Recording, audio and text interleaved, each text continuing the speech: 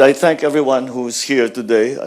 My first thanks come to all you guys who have always been so supportive and are a very important symbol of the trust and confidence in what we have been doing to try to transition the economy from pre-pandemic to post-pandemic, post-Ukraine economy. And a central part of that has always been my continuing reminder to people that we, the government, cannot do this alone. And the partnerships that we will need, a strong partnership with the private sector. And your being here and in the past have been so supportive is a primary element and most important element for that to succeed. I'd like also to thank, of course, Mr. Chipman and Mr. Rahman for sharing your thoughts with us on really a rather intriguing question, which is perfect for the times. Will geopolitics finally kill off globalization? Well, it is something that really needs to be thought about because there are such contrary forces that we feel both in the geopolitical sphere, but also in the economic/trade sphere. Now, I think what happened, especially I'll use the Philippines as an example, is that what happened during the pandemic is that we were brought back with a hard thud to basics, and so we have decided that we have to strengthen our own local economy to be able to withstand shocks such as the pandemic, such as Ukraine, in the future.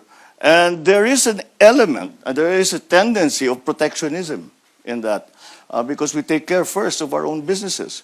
We take care first of our own industries. We take care first of our own economy.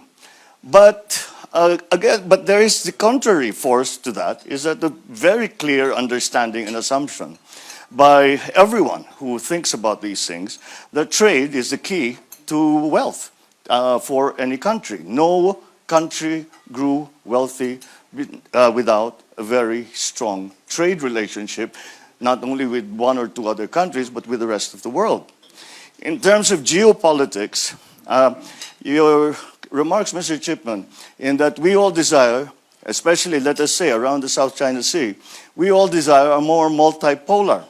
However, the forces of us going back to that Cold War type of scenario where you have to choose one side or the other are strong.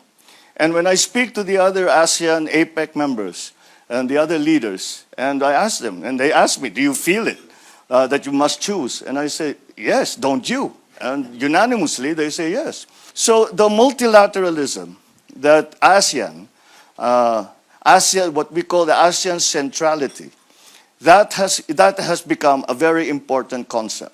I think we are determined as a group in ASEAN and in the Indo-Pacific, those around the Indo-Pacific, despite all of this conflict, we are determined to stay away from that.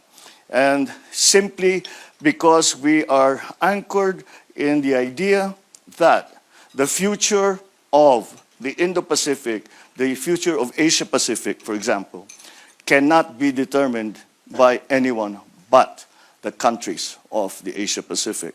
And that removes us immediately from that idea that you must choose.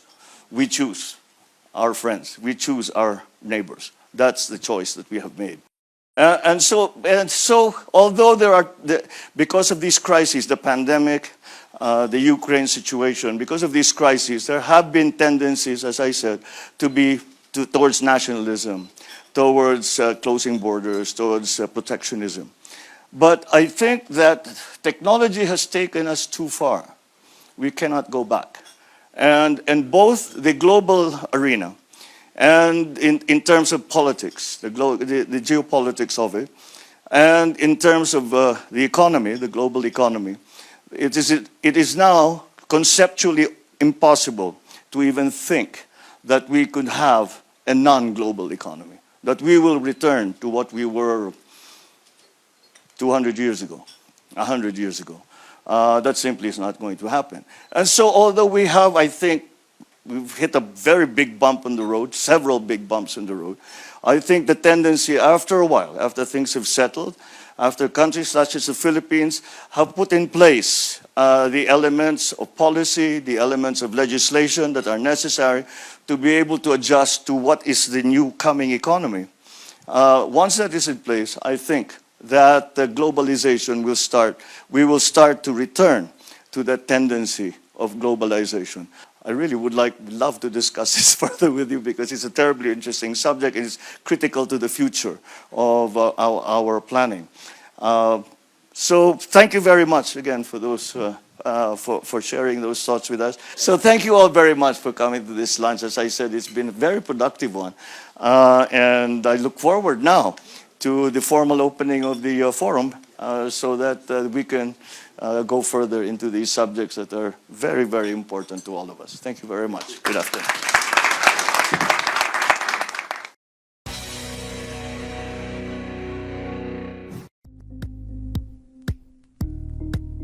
Thank you for watching Politico TV. Please like and subscribe to our channel for more videos.